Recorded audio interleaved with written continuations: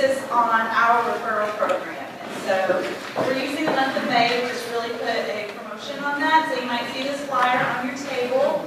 So just take advantage. I think that everyone here enjoys being a chamber member. So, tell someone who's not a member about the services and programs that we offer. And when you do that, you'll receive some chamber credit that you can use towards a lunch or an ad in one of our newsletters, or we have a lot of other stuff. So just keep that in mind. If you have any questions about it, just let one of us know. And with that, I'm going to introduce some of our new members that we've had join. And if you're here today and this is your first time attending, or you're one of these new members and you want to take a minute to introduce yourself, we would love that. So with that, we have Nydia's Yoga and Body Works. We have NW Hardware, True Value, Ankle and Foot Centers of North Georgia, Marcus A. Rossin, PC, Anna Jones, Kim Bishop with Solid Approach Realty, The Falls at Forsyth, Atlanta Spa and Leisure, and AHC Contracting.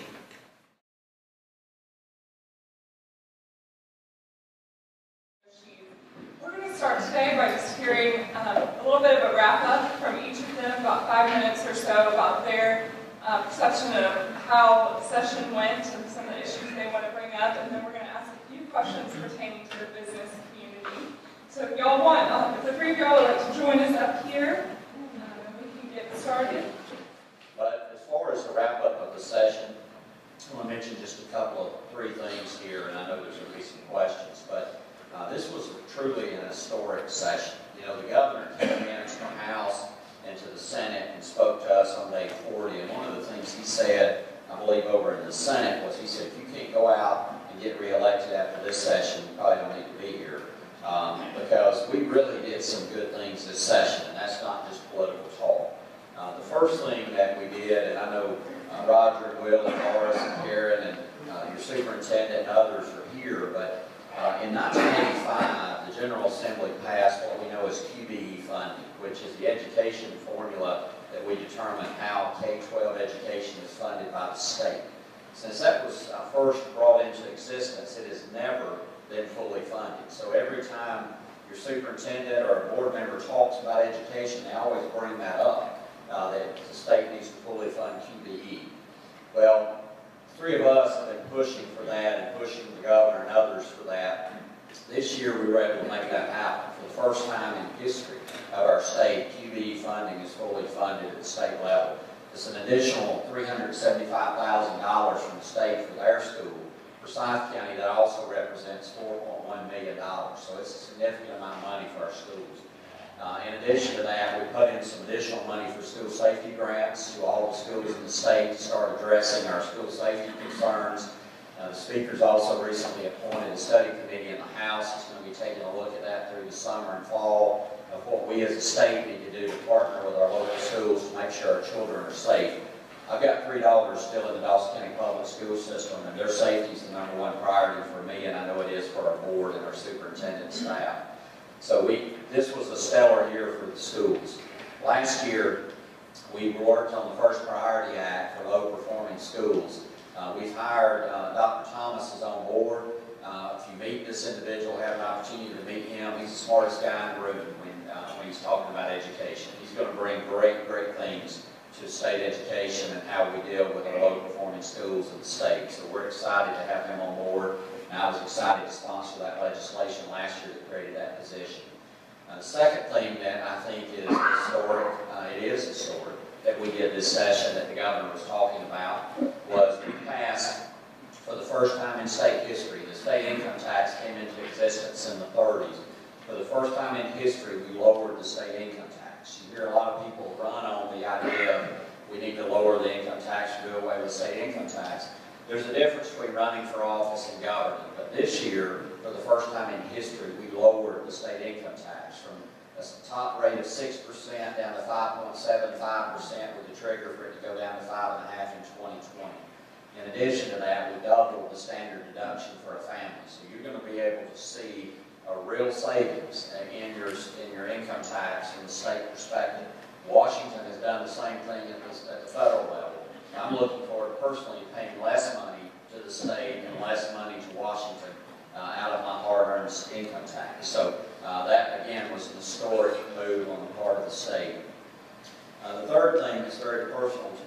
I think we did this session that's historical is a transit bill. You know, we talked about for several decades, we've talked about the need to improve our transit service around the metro area. And we've talked a lot, but nothing's ever actually gotten done. The Speaker made a commitment a year ago and formed a commission that worked on this issue over the last year. We had leaders from all over the state on this, local government leaders and state leaders and transit leaders. We passed, and the governor at the press conference last week, he stood there and he looked at the reporters and he told them, he said, you remember where you were today, because in history you're going to look back and you're going to remember this day, because this is one of the biggest pieces of legislation we passed in the General Assembly in a long time. It's going to have historic ramifications, and it is going to transform transit in the metro region. So I was excited to be a part of that. Also, we got that bill through the House early.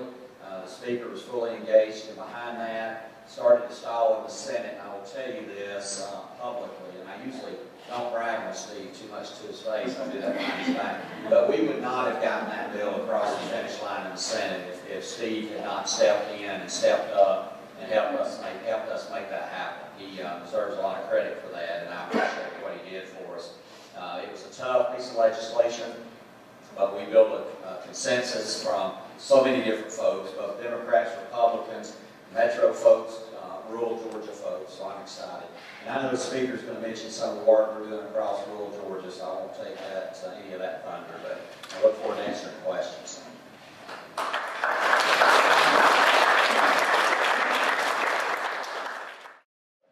First of all, thank you for having us here today. It's always great to be here. I consider it a great honor to represent this community in the House.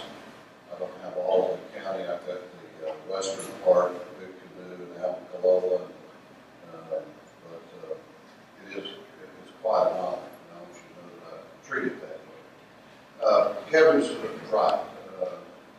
We sometimes come back home after a session, tell you all the good things that we've done. Sometimes, at least from my perspective, my heart's not all together in that. But this year it is, because I think we did have a very, very good session. Anytime you can cut the state income tax, fully fund QBE, and appropriate money to help local school systems with school safety, I think you've done a good day's work, and I was very pleased with that. One other measure that I wanted to touch on, and this is not so much a business issue, but I think it is incredibly important to our communities and families, is we passed this session the first reform of our adoption laws here in Georgia that we had taken up in more than 30 years. In fact, the last time we reformed our adoption laws as a state, the author of the bill was a state senator who represented this county named Nathan Deal. That's how long ago it's been. And we had our adoption process had become cumbersome. It was taking too long. So we passed a bill this session that removes many of the obstacles and expedites the process, because our objective was to make it easier and quicker to allow the most vulnerable of our children to be adopted in permanent, stable, loving homes. And anytime you can touch lives that way, I think it's something that I'm very, very proud of. School Security Study Committee that Kevin touched on, I'm excited about the work they're going to be doing this year. We did get that appointed a week or two ago. It's going to be chaired by one of your neighbors, Representative Rick Jaspers from over in Jasper, who does a great job in the House.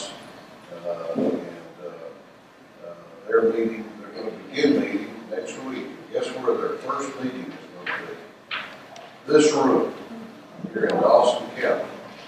They're going to have their first hearing, and then they're going to go around the state beginning next week, having hearings, interacting with administrators and school board members, teachers, and others that have a stake in public education, because I think it is vital that we do everything we can in the state to ensure the safety of our children when they leave home in the morning to go to school. And I think the way to do that is not to take away the constitutional rights of law-abiding Georgians, but to ensure that we do all we can to protect the physical assets of the school system. So Dawson County, I think Kevin mentioned this, is going to get about $47,000 from the state on their grant. And how the grant is implemented will be the subject of those hearings that we get. I want to touch on two other things before I sit down.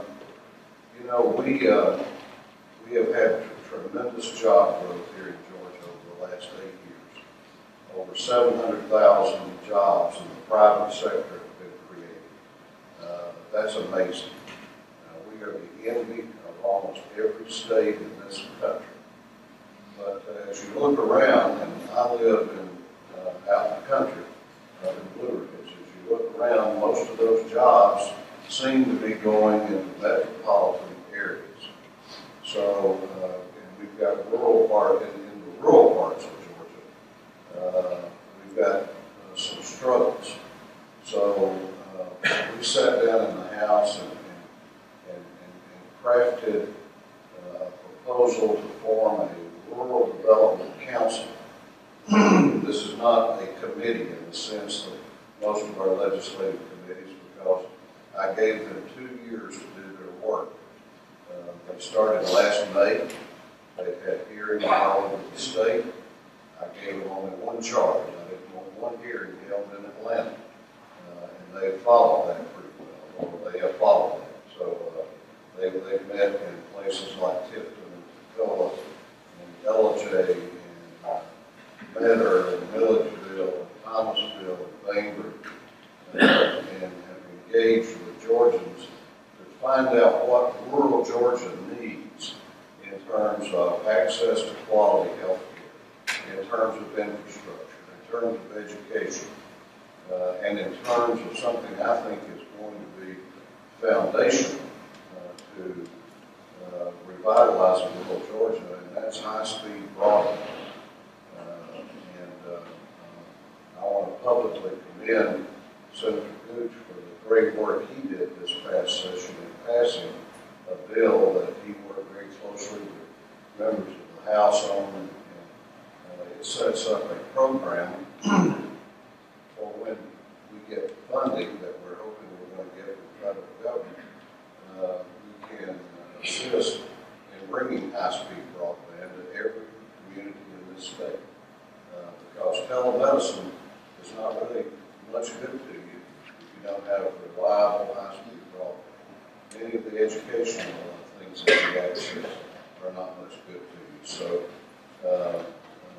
that's something that I'm excited about, and we're going to continue working. Healthcare has been, as you know, a subject of much concern over the last several years as we've watched 14, 15, 16 hospitals in rural Georgia that have closed the doors. And one of those hospitals was in my district, and it closed the door. But we reopened the door. We reopened the door by thinking outside the box and taking the view that every community in Georgia can't support a 20 or 30 or 40 or 50 bed hospital. But we do need access to emergency care, and we do need access to care on an overnight basis sometimes until we can determine whether the patient needs transported to a larger regional facility. And so the concept that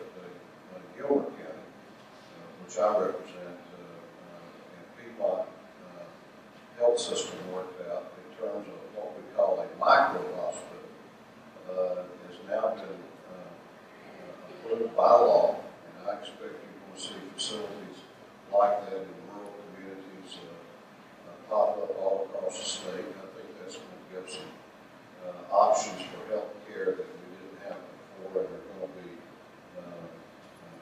good options.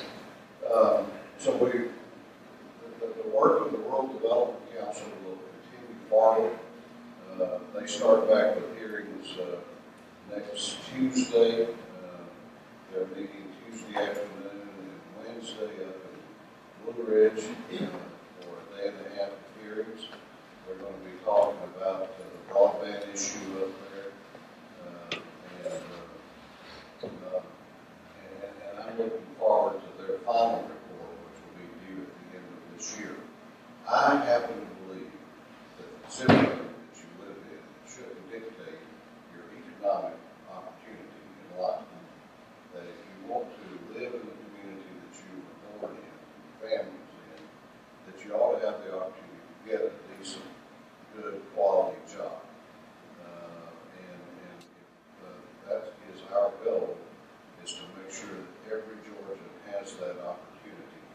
And we're going to continue working on that. So let me finish by saying this. I bragged on Senator Gooch. I don't know that I've ever done that, Kevin. Building up here. Steve is a great leader in the Senate, but I have to tell you that you are extremely blessed to have Kevin Tanner representing you in the House. This guy is a workhorse. He don't get out and prance in front of the TV cameras. He just goes and does the hard work. He is respected by other House members. He has credibility with other House members. He is a consultant. And if you had told me 10 years ago that the leader of the effort to create the first comprehensive transit planning agency for metropolitan Atlanta was from Dawsonville, I don't know that I would have believed it. That was before he got elected. But he was the leader on that. He said he had a part in it. He was the guy. He worked hard, and I couldn't be prouder of his efforts in that regard. And I think that others recognize his work. He chairs the Transportation Committee, and then I added to his load by giving him the chair of the Transit Governance and Funding Study Committee, and he just did an amazing job. So I want to tell you how blessed you are to have a good man doing a great job for you. Actually, to the speed, but I couldn't sit down without doing that. Thank you very much for hearing from me and all of this.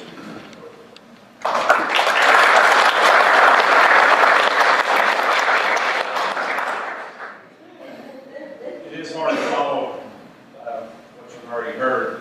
You highlighted a lot of the good things that happened this year. Before I start talking about a few of the others, I want to just point out, at least for the bottom 2/3 of this page, that's a pretty strong resume. And there's an election coming up, maybe 22nd. You've already referred to it. I would encourage you to take a look at the two people that have applied for this job.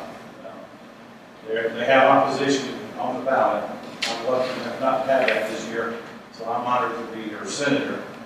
Looks like you're going to be stuck with me for 2 more years. But these two gentlemen need your help, and I promise you, you won't find 2 people anywhere in Georgia that's worked harder for you than these 2 gentlemen have.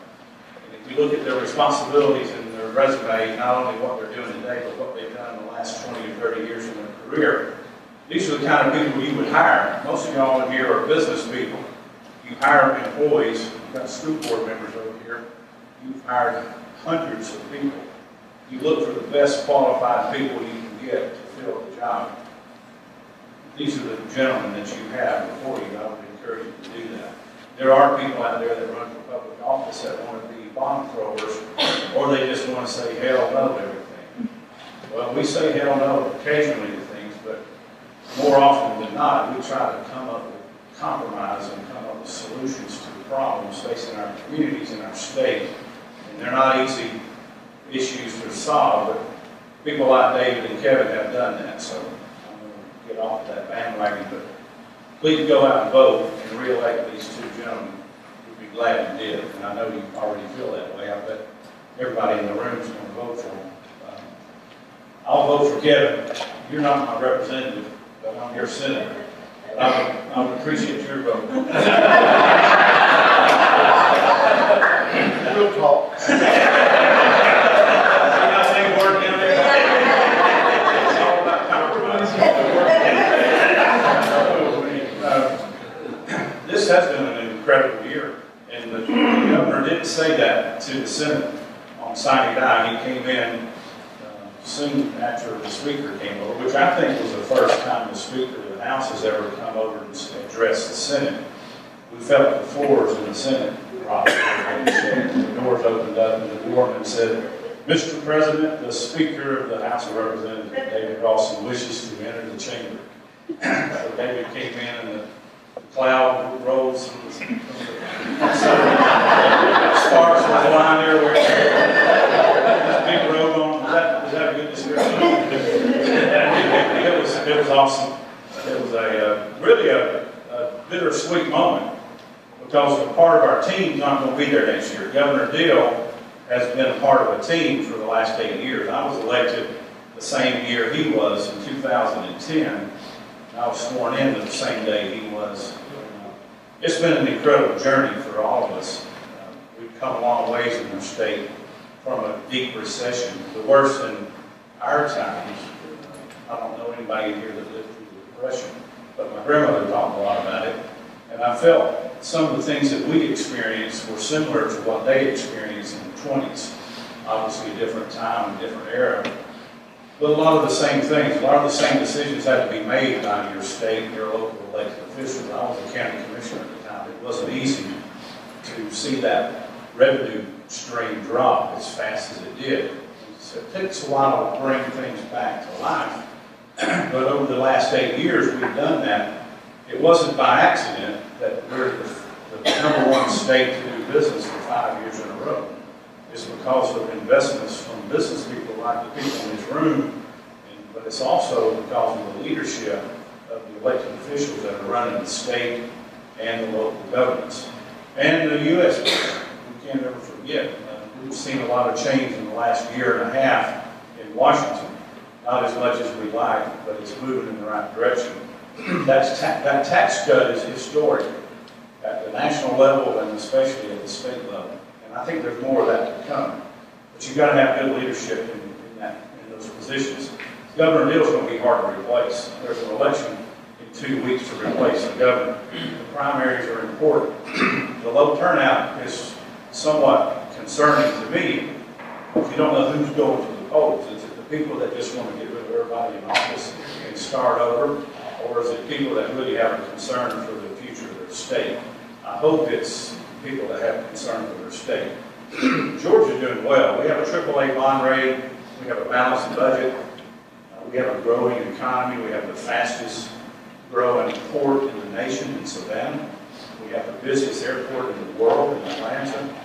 So we have a lot of good things going for us. And we do have challenges. We do have issues in rural Georgia. And we're going to continue to work on those. And as you've already heard from the speaker, we continue to look at those issues every day. I have that throughout my district. I represent 8 counties. We hear the same problems. Trying to get manufacturing in North Georgia is not an easy thing to do.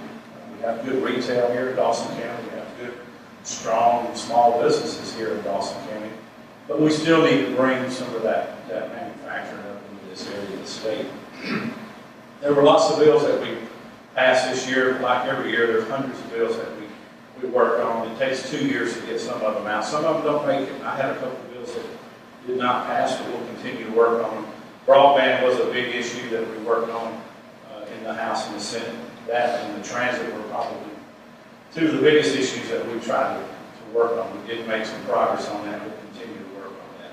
One good bill that did pass that I think is going to have a big impact on us, and I mentioned this over in LJ the other night with the speaker, and that is this device that we all hold in our hands every day. I heard a statistic this past week that the average person has a cell phone in their hands at least one time every 7 minutes that they're awake. Now, that's incredible. We spend that much time on our cell phones. But when you're going down the road with your vehicle, traveling 60, 70, 80 miles per hour, and you're 3 feet from the car beside you, and you're looking down and trying to send a text or answer a call, you're not only putting your life in danger, but everybody around you.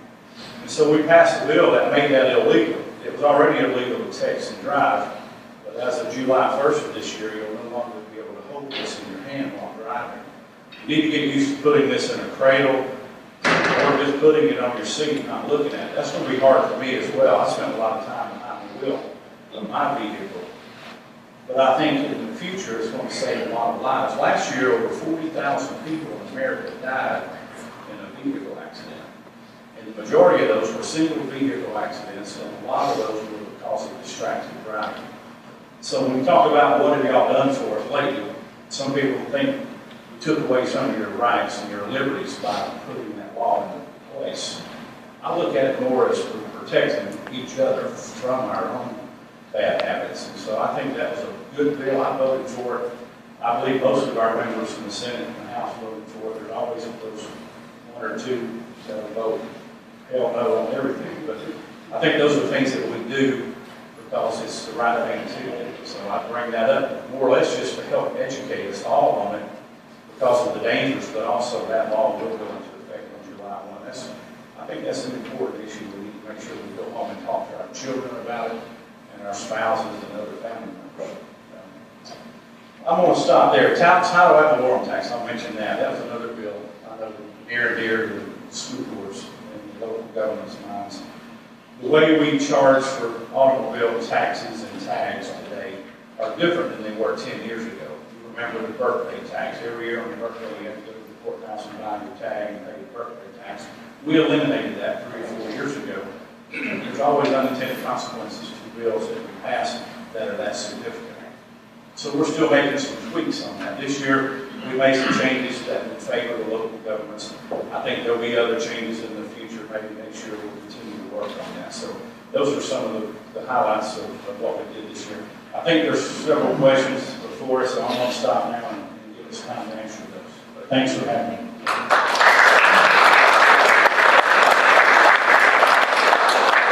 We just want to ask a few business questions or questions that really will affect all of us in the room. We know you've all kind of hit on transportation a good bit, and we know it continues to be a major issue in our community, communities throughout the state. Examples such as the completion of our continuous flow intersection and the constant work on Highway 400 have already impacted our traffic flow. If you could kind of give us an update on what actions were taken by the legislature this year that will impact transportation in our region. Chairman Tanner and I talked about a little bit in the past that, people hear Metro Atlanta and they think that doesn't have an impact on us where we live. But we all know what happens there does impact the whole state, and it can be a benefit or sometimes it can be a detriment. But we appreciate your leadership on that, and I'll let y'all pass it back and forth. That's a good question. I get hit up a lot on two different sides on that issue. One, they'll say, why are you wasting your time dealing with the transit issue, and that's not benefiting our district. Second thing I get hit up by a lot of times is why does people like Steve Gooch, David Ross, and Kevin Tanner have to be the ones from North Georgia to solve the Atlanta problems? I just tell them that because North Georgia grows some smart folks. The old-fashioned way, and that's working hard and using a little common sense. But I'll tell you the answer I give them to transit. 58% of the people live in my district. That's primarily Dawson and Lumpkin County. Travel outside of the district to work every day. Most of those people are traveling south on Georgia 400. So what they don't realize yet that we were able to accomplish is the metro Atlanta counties are going to be ultimately, they're going to go out and ask their voters, and they're going to collect more money to pay for more transit services. And they're going to improve the commute patterns around the metro Atlanta region in a major, major way over the next several years. It's going to have a direct impact on all of us who have to drive to Atlanta on a pretty regular basis, and some on a daily basis. We're not going to have to pay for it. So 58% of the people are going to receive direct benefits from what we did with transit improvements, and it's going to be paid for primarily by the communities in the Atlanta area, but we're going to get direct benefit from that. In addition to that, we work very closely with Russell Murray, who's the GDOT commissioner, and we're going to be building 2 additional managed lanes up towards 400. Those are in the 5-year plan, so you'll see those start fairly quickly, right-of-way acquisitions and building lanes all the way up to McFarland Road on 400. That's going to have a direct impact on commute to Atlanta. The other thing that's happening right now is the 369 and 400 interchange is going to be a bridge over 400. The other thing that we're already doing is redoing the 285-400 intersection, which is a $700+ million transportation project. It's the busiest intersection in the country. 285 and 400, more cars going through there every day than any other single intersection.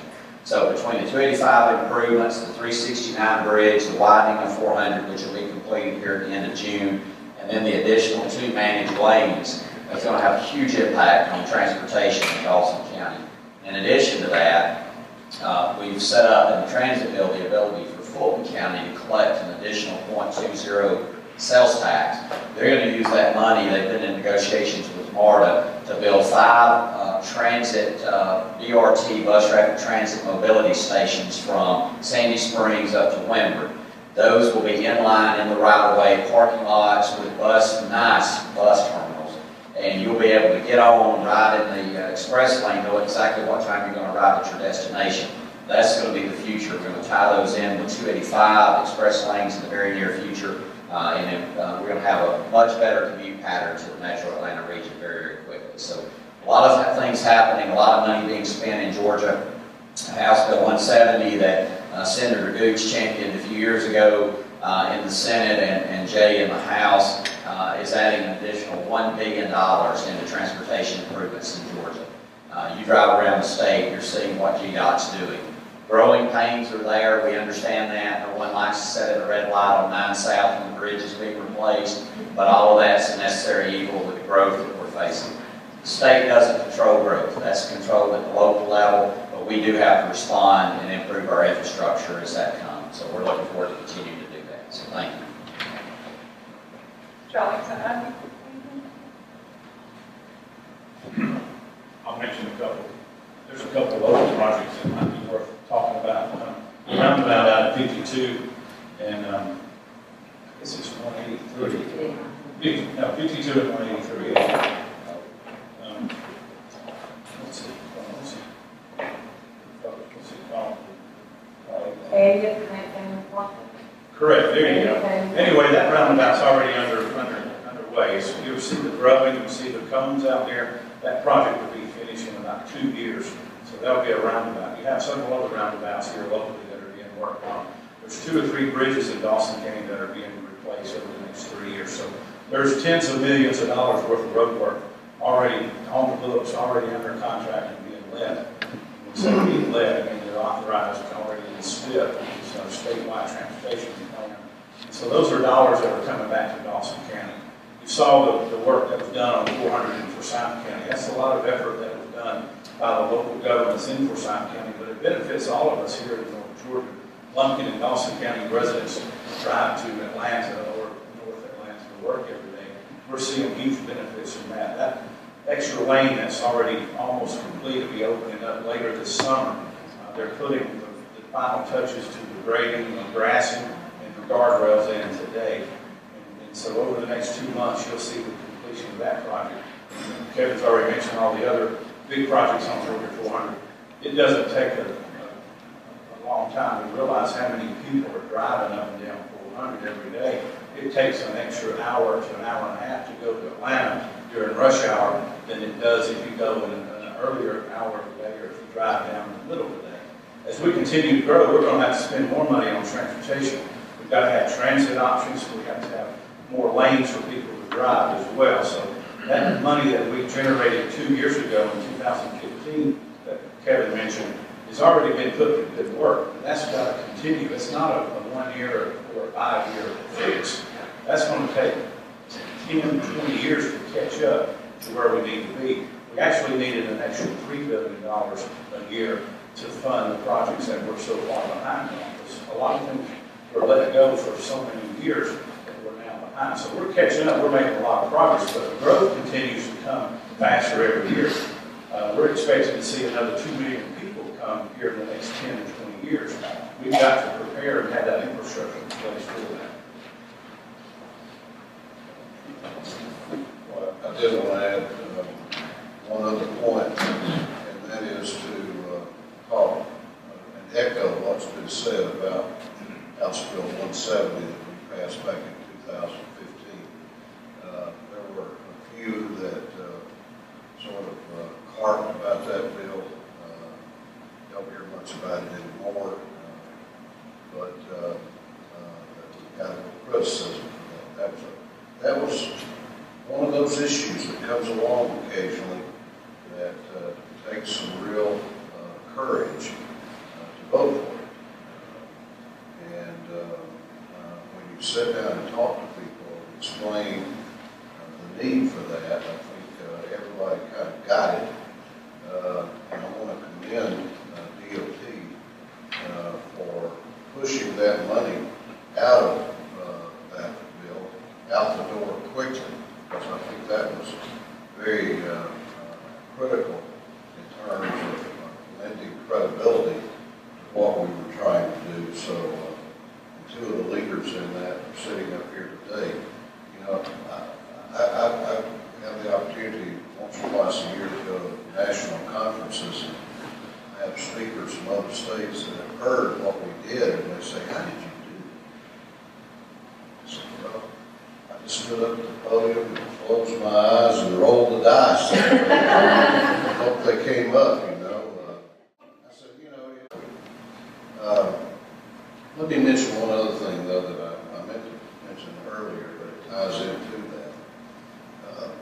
Back in February, I was honored to be asked to come to the White House to meet with some 20 other people in state government around the country, governors and speakers and people like that, with the president, 2 or 3 of his aides, and I had a couple of his aides who all had heard of House Bill 170.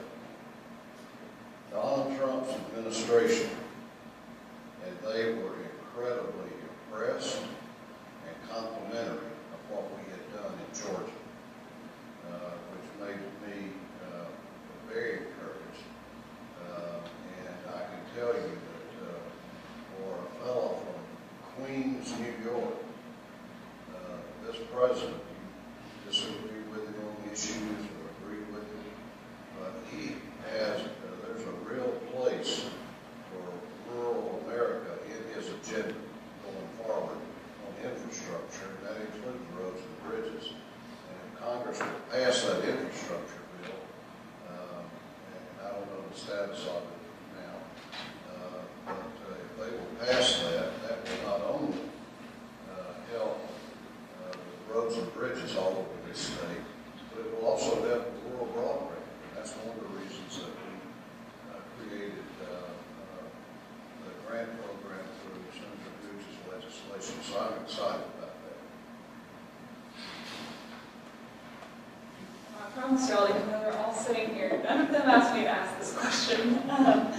An issue that has been on the Chamber's legislative agenda for at least the last 4 years has been giving opportunity to local voters to decide if we can have additional flexibility with education slots. Especially for us locally, you know, right now, education slots can only be spent on bricks and mortar projects and technology. If you've been into our school system recently, you know, it's pretty much like the Taj Mahal of school systems in Georgia, and we're very proud of that. But we're just wondering if there's any movement.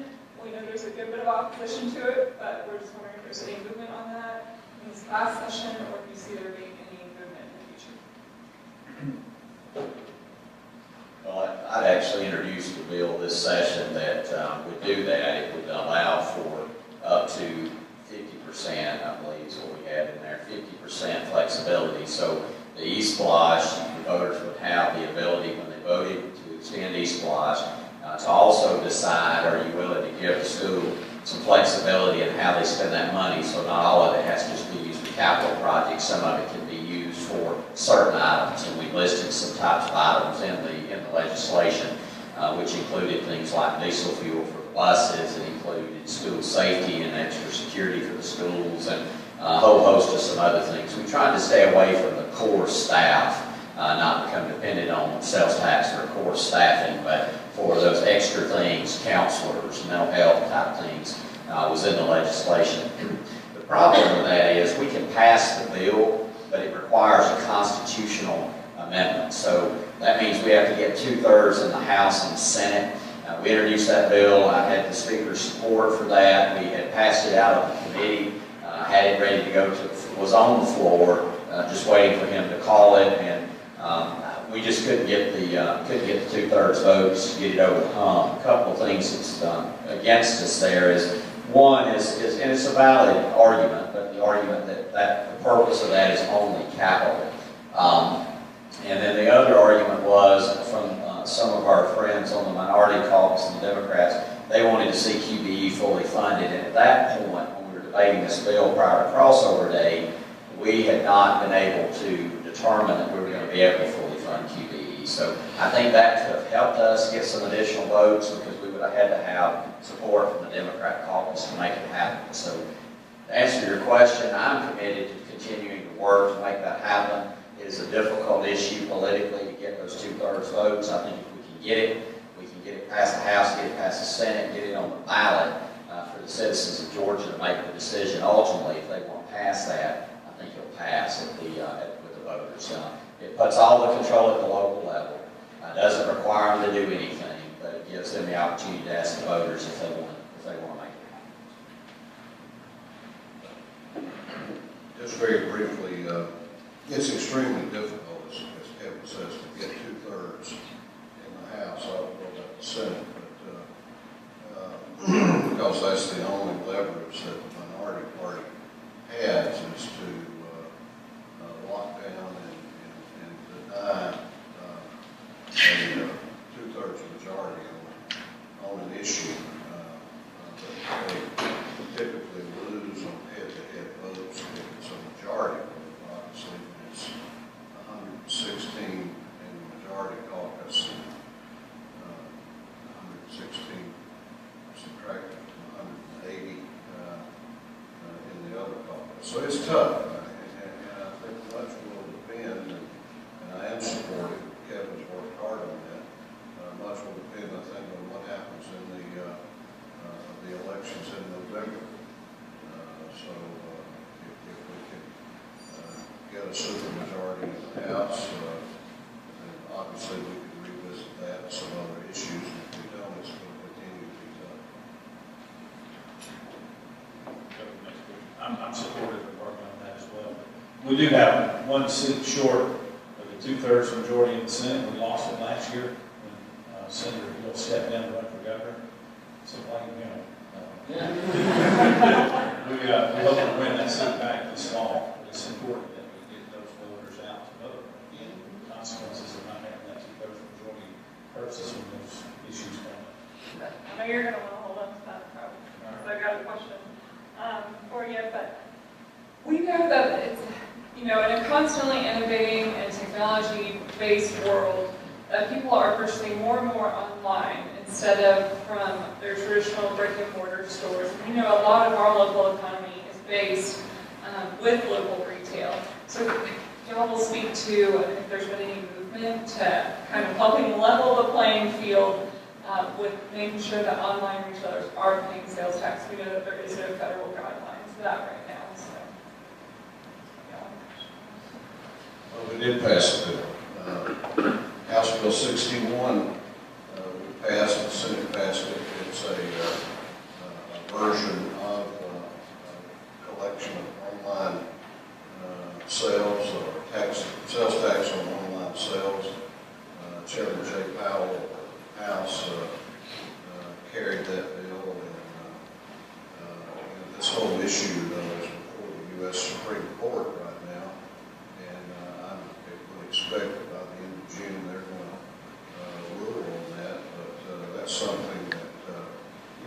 it's amazing to me how people can get up and say that that's a tax increase. All that does is treat businesses who are not in the community the same as those that are in the community. You know, if you have a brick and mortar business here in Dawson County, then you know you have the same expectations as I do in Blue Ridge. You know, the school kids come by and they're wanting a contribution for something at school. And some of the charities are coming by with things. And we give, and I know you do. These other folks, you can't find them. They're out in cyberspace or something. But I'm optimistic that with this bill, and if the Supreme Court upholds South Dakota's law, which is ours is more closely modeled after, that we'll be able to collect sales tax on online sales.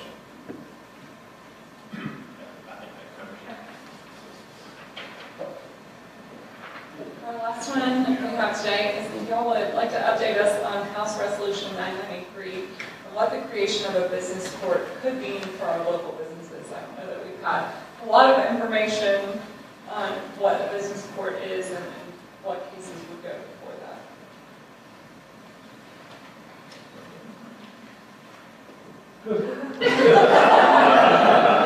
I want to introduce our lawyer, Steve Gooch.